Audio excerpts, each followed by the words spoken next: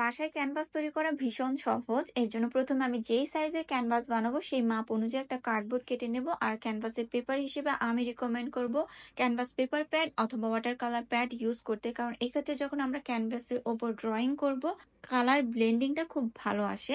তারপর কার্ডবোর্ডটাকে আঠার মাধ্যমে পেপারের উপর লাগিয়ে এক্সট্রা সাইডটা এভাবে আমি আড়াআড়িভাবে কেটে কার্ডবোর্ডের ব্যাক সাইডে আঠার মাধ্যমে লাগিয়ে ফেলে আমাদের বাসায় তৈরি ক্যানভাস একদম রেডি। এখন ক্যানভাস রেডি করেছি, ছবি আঁকবো না সেটাও কি হয়? আমি আজকে বহুদিন পর ছবি আঁকতে যাচ্ছি। যেহেতু অনেকদিন পর ছবি আঁকবো, তাই একটা বেসিক সানসেট ড্রয়িং চুজ করেছি। আমি ছবি আঁকতে থাকি, ততক্ষণ পর্যন্ত তোমরা কমেন্টে বলে যাও আজকে এই ভিডিওটা তোমাদের কেমন লেগেছে আর আমার ছবিটাও কেমন হয়েছে। এরকম আরও সব আমেজিং ক্রিয়েটিভ ক্রাফটের আইডিয়া পেতে চাইলে চ্যানেল সাবস্ক্রাইব করে সাথেই থাকবে। সবাই ভালো থাকবে, দেখা